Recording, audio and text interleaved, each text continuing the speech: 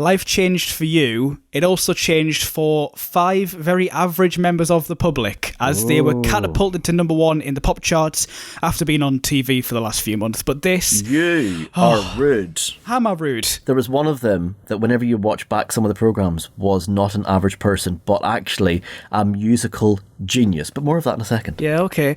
This is the song that probably changed the face of pop music forever and certainly gave Simon Cowell some ideas. This is Hearsay with their smash number 1 single, Pure and Simple. Everything changed from this song. It really did, didn't it? The whole of the musical spectrum just changed from this programme. There wasn't even, and when you think back, I think my memory was that it was an actual full-blown reality TV show. It wasn't. No. This episode was a documentary. Yeah, I was so surprised when I watched it back because look, we're gonna the research for this was more intense and more in depth than most tracks. Certainly, I've got about 10 times as many notes for this as I do for the next track that we're talking about. So, to catch up anybody who doesn't know what this is, because this was kind of... I will have watched it at the time, but I certainly wouldn't have taken it in as much as I have this time round. Pop Stars was the show on ITV, Saturday Night TV. It was a pioneer show. It was a documentary. It wasn't the kind of live, vote 'em off sort of thing we all come to love and love now. They described it and advertised it as a peek behind the curtain of pop music, didn't they? They tried to kind of peel back the layers and expose the pop making machine. So you got all the audition process and them putting the band together and then the launch of the single and then find out where it charted and stuff. It was all very much fly on the wall, Big Brother style. I mean, I wonder where they got the idea from, of the pop music machine. Very interesting. You had Nigel Lithgow, Nasty Nigel, who was... I presumably kept Simon Cowell's seat warm for him, but in some places he could be even nastier than Cowell, couldn't he? I mean, this was the early days of this format, and it was Hearsay and Liberty X, of course, were very much the budgies down the mine. This was very new territory, wasn't it, for this kind of show, this kind of thing? It really was, yeah, and people were gripped by this. Like, I watched this. I think I watched reality TV in those days, and, you know, at this point, my experience for anything like this had probably been Stars in Their Eyes, where nothing happens. You know, you don't become famous overnight from Stars in Your Eyes. You come on, you sing a song and you're done. Yeah. But I'd never seen anything like this. But at this point in society, people were beginning to know about things like the stage. You know, at the moment, the stage was where you would get all of your auditions. And I think publicly at this point, I'd heard of the stage because we knew from TV programmes how the Spice Girls had come together. And it was like in 1994, 5 girls were successful in auditions posted in the stage, Pop Group Wanted or whatever it was. So people were becoming aware. Public, normal people that didn't do performing arts and didn't go to performing arts school became aware of this, like newspaper, and the fact that you could actually go to open auditions and you could find them. So this programme just had a really captive market for people who were like interested and would potentially want to be in a band themselves, or it was people that just wanted to be the fly on the wall and see how it really works, or just music lovers that wanted to see how the next new band was made. And it was such an experience in 2001. Yeah, it's weird watching it back now because you think about what it became with Pop Idol and X Factor and other shows. It became so big and overblown. This, in comparison, is so understated and so dry and kind of... It's not quite as exciting as it is now, or certainly it was exciting in a different way. So it hasn't been mass-produced at this point. So what this was creative TV being done by, you know, normal people that work in TV. It didn't, and actually, you know, and this is what I noticed when I listened now to X Factor as well, is when you listen to X Factor compared to when you listen to like Pop Stars, The Rivals and Fame Academy and stuff, Pop Stars and all of that was really raw, so you could hear every single flaw in someone's voice. Yeah. And like, I'm not convinced that X Factor now is bringing out better singers. Really, it's finding gems and it's finding big vocalists, but you're not hearing the flaws within their voice a lot of the time because of the production value of them programs. Whereas back here, you heard it, and if somebody was nervous, you heard nerves in their voice. And even if you look back to like Kim Marsh's, who was part of the band's first audition, she was great, but she was nervous, and you can hear those nerves. And we used to joke about it. I can remember actually like people false starting on TV programs back here, and we used to take the piss out of them where they'd come in and be like, I'm gonna sing Ronan Keating, and then they'd go, the smile on my face. And then they'd freak out and go, can I start again? And then they'd be like, the smile on my face. It was so strange, the structure of these programs, because people would restart, and it was so normal. And they didn't walk into a room of star quality. You made the star a lot of the time. And I've just quoted Louis Walsh with star quality. Oh my God, life's over.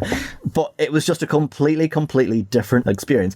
And the judges would actually go to the contestants' house to tell them whether they got in. Yeah. So the final 10 knew who the final 10 were. So the 10 of them were expecting them to land round. And it was heartbreaking to actually watch, them to go to Michelle Heaton's house and go, you're not in. Mm-hmm. Yeah. It's devastating. But doing that for 10 people, 5 yeses, 5 nos, was harsh TV for a Saturday night. Yeah. As they're so keen to point out throughout, and I watched the Hearsay story, which they had made within the same year of them being put together. The Hearsay story should have come like now, 20 years later, as a look back at what was, but they did it within the same year while there was still a band. It was a kind of way of just, I guess, looking to see whether the experiment had worked. Yeah. But yeah, they're very keen to push. These were very normal people. I know you dispute that, but they presented it as, this is a normal person's chance to come and be in a pop band. You've got at the start of the Hearsay story, they introduce themselves as a part-time cleaner, a tribute band performer, a waiter, a session singer, and a club singer. So there is 3 performers there, but there is a cleaner and a waiter, which I'm sure they're buzzing about because it really, helps anchor their story. This is Hearsay. We've given them a lot of build-up. We've given a bit of background. The track, Pure and Simple, is of course the winner's song. It's very unremarkable, isn't it, Scott? Well, I'm putting words in your mind here. I'm saying it's unremarkable, but I think that at this point, this track is exactly what we expect it to be, because this is like where we thought this was going to go, with a window cleaner, the weird thing was Mylene stood out like a sore thumb, because during the audition process, what you did see is you saw Mylene playing the piano and was an actual support artist for the whole production process. So there was something special about Mylene from the second you saw her on the TV. And then because she was special, they pushed a really horrible narrative at her, and were like, she was 2 weeks late for her audition. She just doesn't give a shit. She didn't bond with people. She didn't work with people very well. And then it took, Mylene was kind of played through the production where somebody bust her nose, and then Mylene was to the rescue, and then all of a sudden it was like, Mylene's changing. She was completely played to be a winner from the beginning and the end to this. But the song was actually a bloomin' Girl Thing track. It was a Girl Thing album track. Yeah, remember them? They're a Simon Cowell offcut. We've done one of their singles before on the show.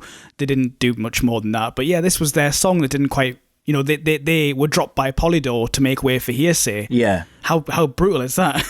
So if you think about the caliber of some of the tracks we've covered so far, and the things that are staying number one for a long period of time, this is really odd, because what we're finding now is we're seeing the back end of Steps disappear, and Steps aren't charting as well. They will chart a little bit whenever they do some covers in the future.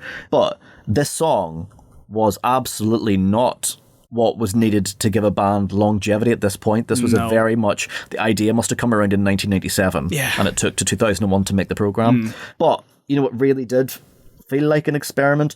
The song is quite pure, lyrically it's pure. So sanitised. Actually simple, the whole thing about it is simple, and up until that point, that was the fastest selling debut single of all time, really, and the second biggest single of that year. But which tells a story in and of itself, because I think for me as a 5-year-old, or soon to be 5-year-old, I will have watched this, I will have lapped this up. As a kid obsessed with TV growing up, I'll have bought anything if I had it as seen on TV sticker on, or if it had some relation to TV. So I'll have bought this probably, or presumably. Does this say more about the narrative than the quality of the band? This track, this very pure and simple in every sense of those words, bland, mushy, written in half an hour track, that became the biggest selling single of all time. Yeah, that says more about the narrative of the show, doesn't it, than any musical quality? Absolutely, yeah, and that can happen with reality TV. People can get stuck on something and they just kind of roll with it. But the track itself is not very well mastered. No. So Kim takes lead vocals for the bulk of the track. Kim doesn't sound good. No, she doesn't sound great on it. She can sing, but actually what they've done with her doesn't sound good. Then when the boys come in, the two lads completely out-sing Kim. And they step away, and you're like, oh, these two are really, really good. And what they do is they make the other ones look like they can't do anything. Harmonies and stuff, I think, are quite nice. But the boys did steal focus. And I remember at the time, this just being, and their career pretty much being destroyed by Chris Moyles on Radio 1. Yeah. Chris ripped them, took the mick out of parodies, and once Chris had done parodies, and Chris had such a big, I think when he had 12 million a week, maybe might have been 13 million a week, he had control over them. You know, he had the power to break them, and they ended up getting booed off stage at festivals and all sorts just because he managed to control the whole perception about whether we liked them or not. And the power of radio at that time was shocking. Yeah, I wish I still had that power. I'd get paid more. It feels very much like a pop band designed by a committee. Oh wait, yes it is. They look like competition winners in the video. Oh wait, they are. All of those jokes that spring to mind, I mean, they're all true, and the industry obviously had a lot of hostility towards them. You know, there's a clip in the Hearsay story where they've been invited to go and perform at the Brits, and they're all in this meeting together, Polydor, and they're saying, you know, there's no way we can take this. We'll be mauled. We'll be absolutely mauled.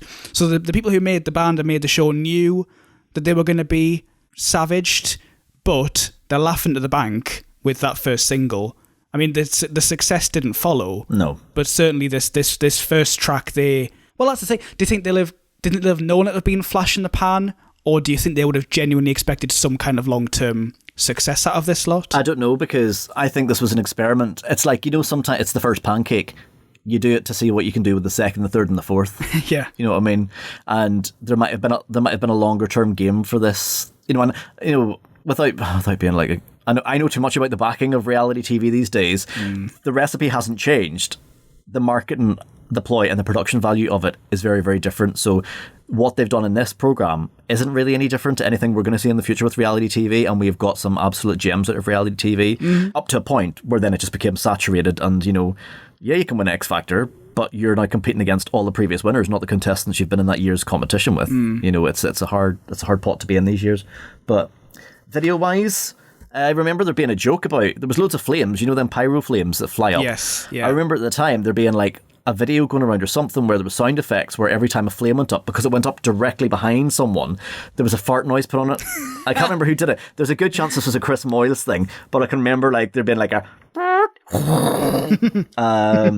so there was flames. Mylene doesn't get a verse, but it was all eyes on Mylene through this again. So she was pimped. Anastasia's glasses. Absolutely. That's a Victoria Beckham style, isn't it, of that era? Yes, so, yeah. They did seem really normal, but there wasn't much of a spark there in the music video, and I don't know whether it's rushed. I don't know whether it's an experience or what it is, but I wanted this to be brilliant because of what, like, I feel sorry for them for what they've gone through. Yeah. You know what I mean? Because nobody signed up for that and knew what that was going to do. No. Whereas now, you'd be really wary. And, you know, like, say, for example, Sarah Harding, Cheryl, like, they've seen this. They knew when they were going for auditions what the outcome could be, and they had the chance to make an informed decision, you know, for what had happened to, like, Hearsay.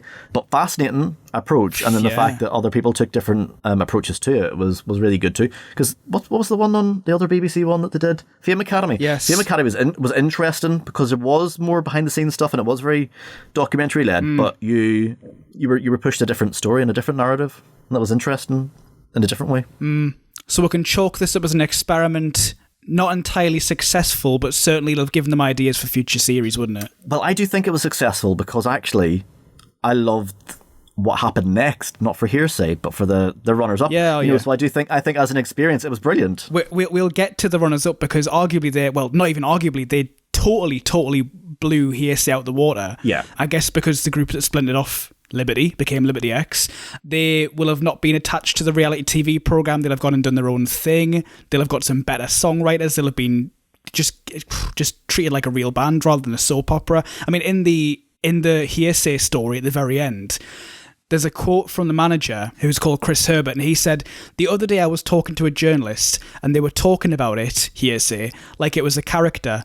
Do we kill them off yet? Do we keep them going? Is there still storylines in there?" And then it cuts straight from that to Kim Marsh and Jack Ryder from EastEnders, and it being like, oh, look, Kim's got a new boyfriend. And he has the goal to say it's not a soap opera. It really, really was. Yeah. And I bet Liberty X will have been like, phew, we dodged the bullet. We're not involved in that circus. We can just go and be a real band. Or as real as a pop band can be. So now, if you try to do stuff like that, people see through it because of social media. Yeah. And like the press really did control things. And, you know, you could either work with the press or they'd work against you. And it shows you how much things have changed at this point because of the way that you can completely play it. Like, Mylene was really picked on by the press. She was really, really picked on by the press. And I know Mylene personally, absolutely love her, and I've got a major, major soft spot for her. And before I knew her, I didn't know her till years after the hearsay thing.